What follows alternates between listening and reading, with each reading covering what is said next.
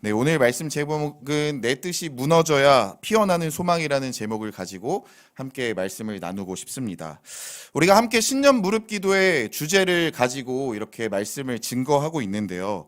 이 주제가 얼마나 또 가슴이 뜁니까? 소망이 넘치게 하시기를 원하노라.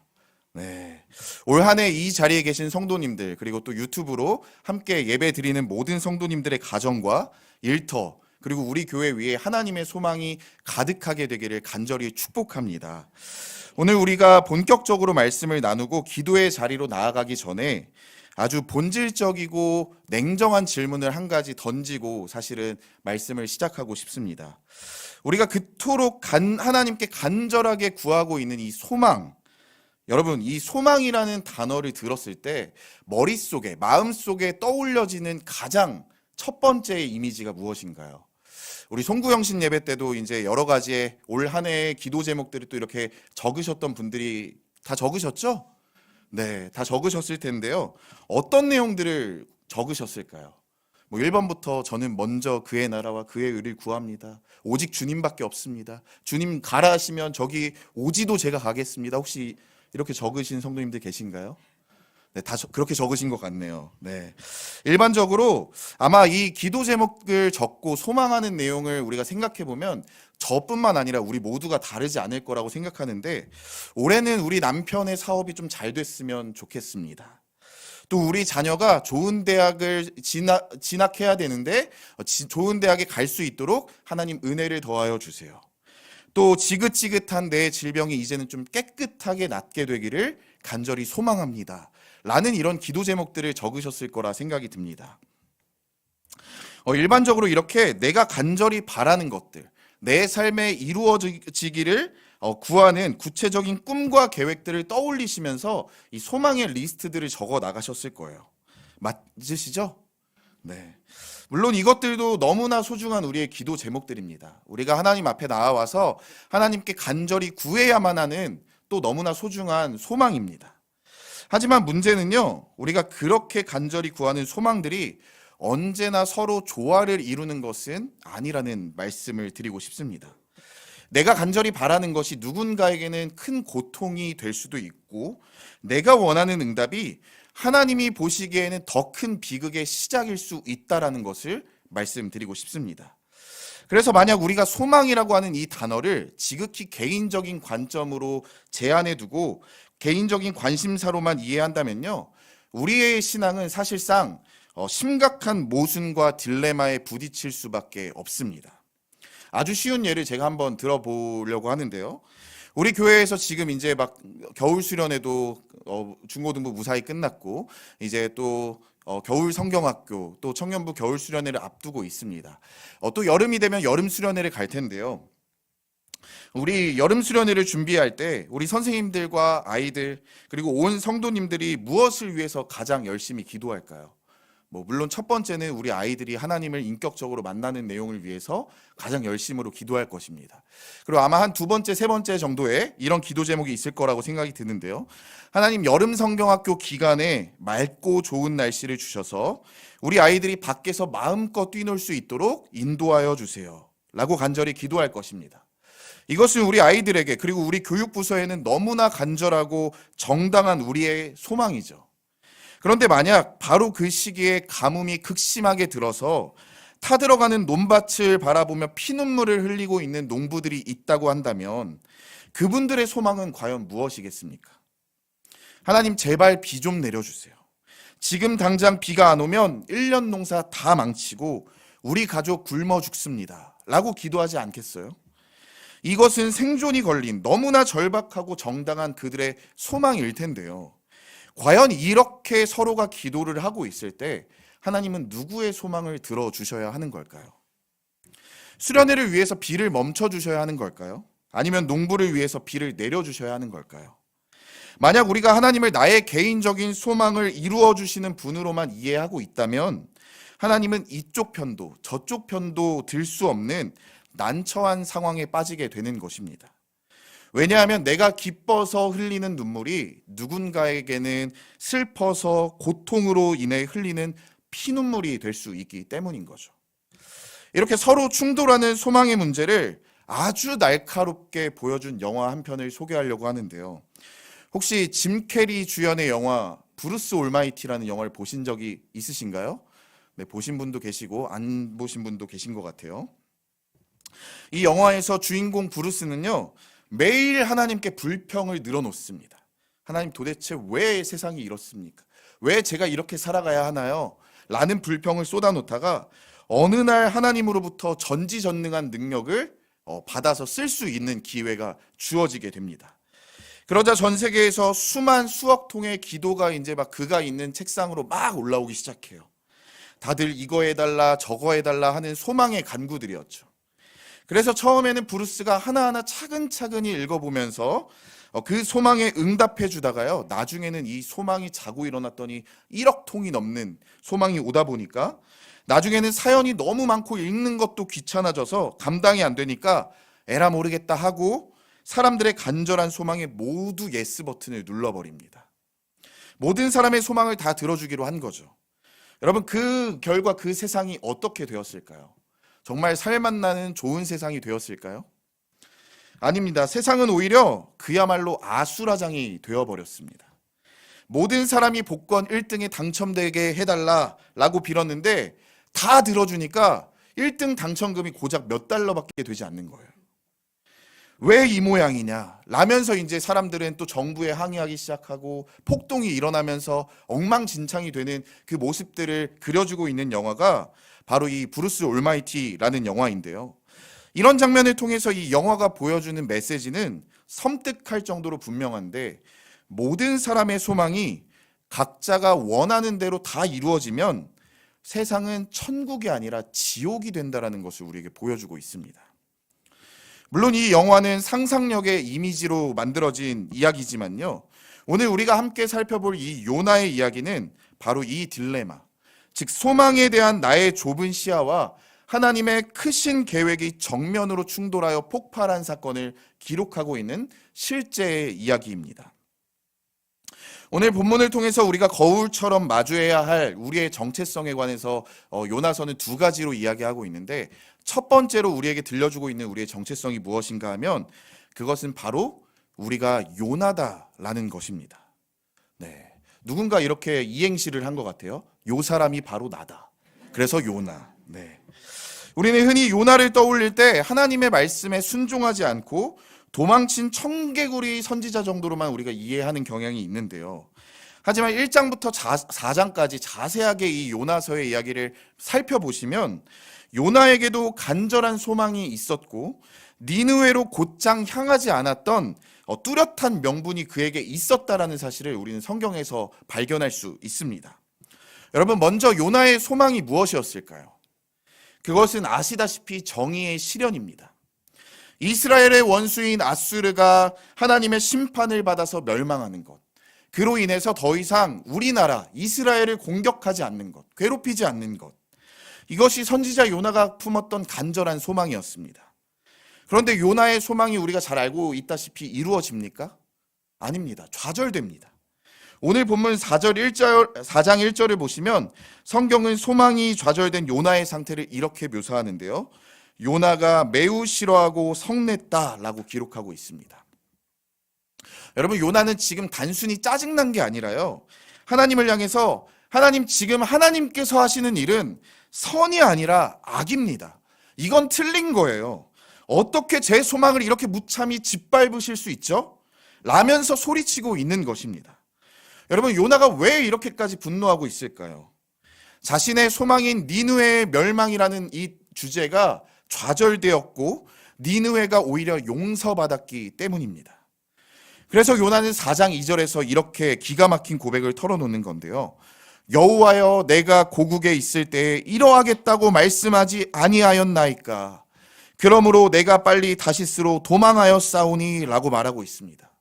여러분, 이 2절 전체를 우리가 주목해서 보시면 요나는 1장에서 절대로 하나님을 몰랐기 때문에 그 땅에서 도망쳤던 것이 아닙니다. 오히려 이 요나라고 하는 사람은요, 하나님에 관해서 너무나도 잘 알고 있었던 사람이에요. 신학 박사라고도 이야기할 수 있는데요. 그는 출애굽기 34장 6절에 나오는 하나님의 성품이 어떤 분이신지 정확하게 알고 있었습니다. 2절 후반부를 보시면 여호와는 자비롭고 은혜롭고 노하기를 더디하시고 인자와 진실이 충만하신 하나님이라는 사실을 요나가 정확하게 알고 있었습니다. 그래서 그는 알았던 거죠. 내가 니느웨에 가서 회개의 메시지를 전하기만 한다면 사랑이 많으신 하나님께서 기어이 마음을 돌이키셔서 저 원수 같은 니느웨를 용서하실 것이라는 사실을 말입니다. 요나는 그 꼴을 죽기보다 보는 것이 싫었고, 그래서 그는 1장에서 짐을 싸서 니느웨가 아닌 욥바로 가서 다시스로 향하는 배를 탔던 것입니다. 여러분, 이것은 단순한 가출이 아니에요. 하나님, 제가 다른 것은 다 순종할 수 있는데 이것만은 절대로 안 됩니다. 내 눈에 흙이 들어가기 전에는 저들이 구원받는 꼴을 제가 도저히 볼 수가 없습니다.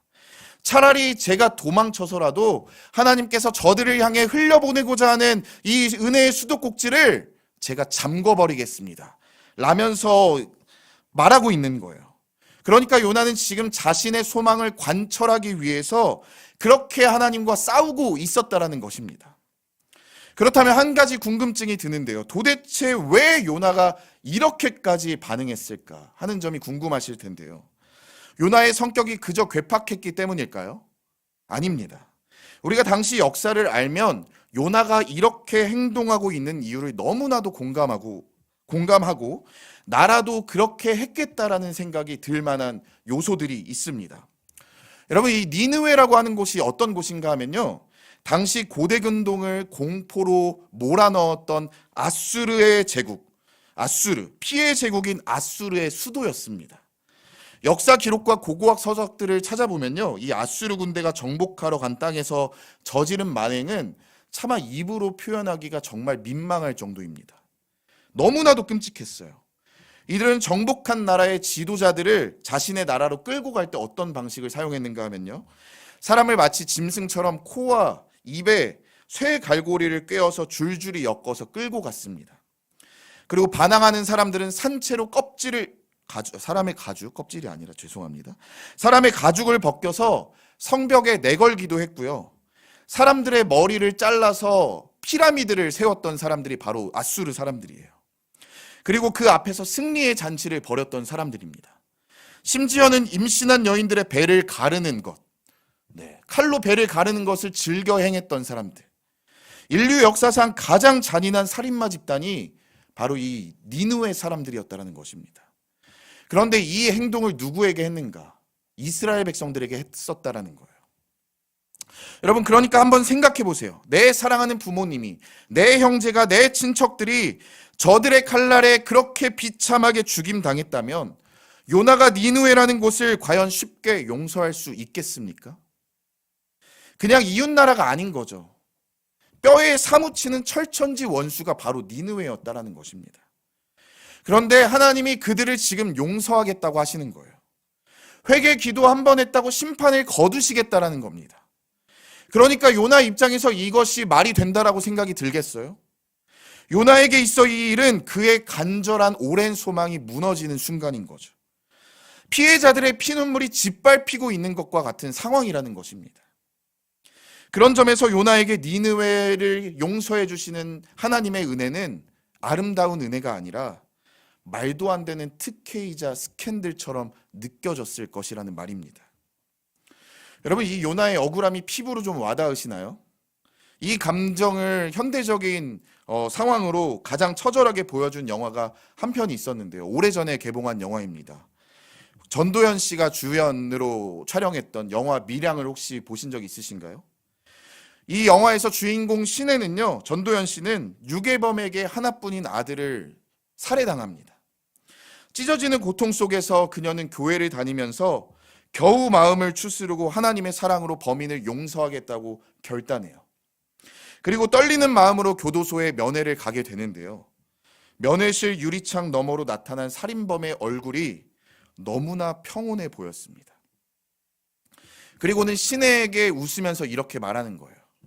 저는 이미 하나님께 회개했고 하나님이 저를 다 용서하셨습니다.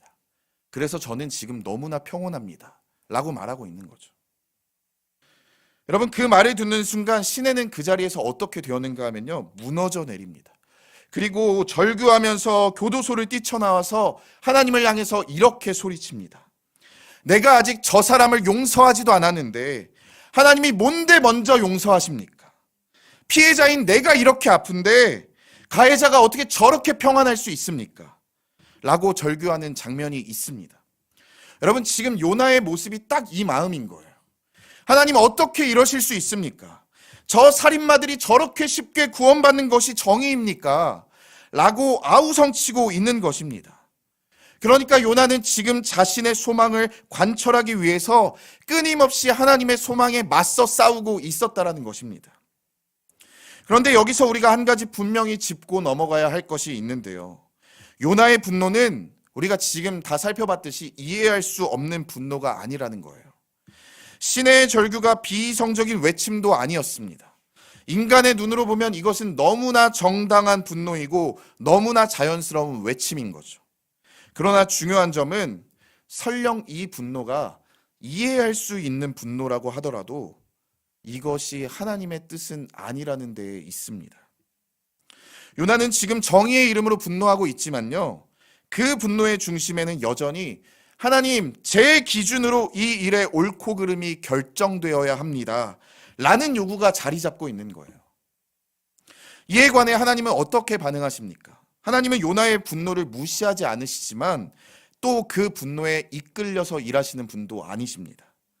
하나님은 요나가 스스로 자신의 마음을 들여다볼 수 있도록 하시는 길을 선택하시는데요. 그래서 하나님이 이런 요나를 어떻게 다루십니까? 하나님이 이렇게 화가 나 머리끝까지 난 요나를 설득하기 위해서 말로 하지 않으시고 하나의 사건을 준비하십니다. 그것이 우리가 4장에서 살펴볼 박넝쿨 사건입니다. 하나님은 뜨거운 태양 아래서 씩씩거리며 성을 내고 있는 요나에게 잎이 무성한 박넝쿨을 예비하셔서 시원한 그늘을 만들어 주셨습니다.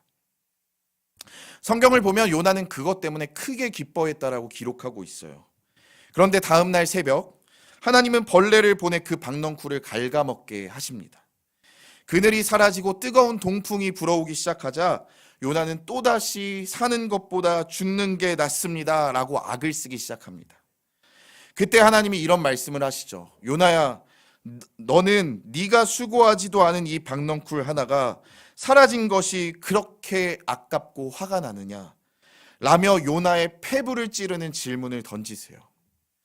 여러분, 이 장면에서 우리는 요나의 지독한 모순을 발견하게 되는데요.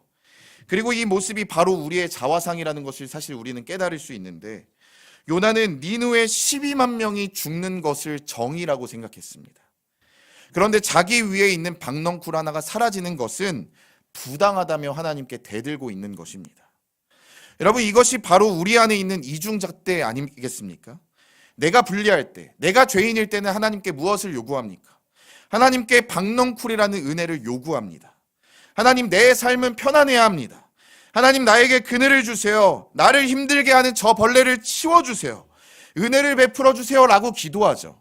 그런데 내가 유리할 때, 즉 내가 피해자일 때는 불벼락과 같은 정의를 요구합니다. 하나님, 저 니느웨 같은 인간은 절대로 용서하셔서는 안 됩니다. 심판하셔서 정의를 보여주세요 라고 기도하는 거죠. 남에게는 율법의 칼날을 들이내면서 나에게는 은혜의 그늘을 요구하는 것. 니느웨의 생명보다 내 박넝쿨 하나를 더 소중히 여기는 이기적인 마음. 나의 소망만이 옳다고 믿으며 하나님을 내 뜻대로 조종하려는 이 모습. 여러분, 혹시 이것이 2026년을 살아가는 우리 안에 있는 요나이지 않습니까? 그런데 여러분, 오늘 말씀이 우리에게 주는 충격은 여기에서 끝나지 않습니다. 우리가 요나의 모습을 마주하고 회개하며 가슴을 치고 있을 때 성경은 우리를 향해서 더 깊은 진실을, 두려운 진실을 하나 제시하는데요. 그것이 오늘 본문이 들려주는 두 번째 메시지입니다. 우리의 정체성 두 번째는 무엇인가 하면 우리는 요나일 뿐만 아니라 사실은 하나님의 심판대 앞에서는 니느웨와 같은 자들이다라는 것입니다.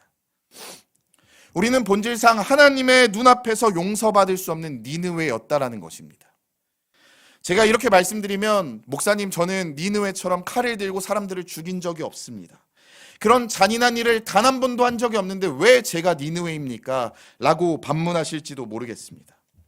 여러분, 하지만 성경에서 말하는 죄의 본질은요, 행위 이전에 주인됨에 관해서 이야기하고 있습니다.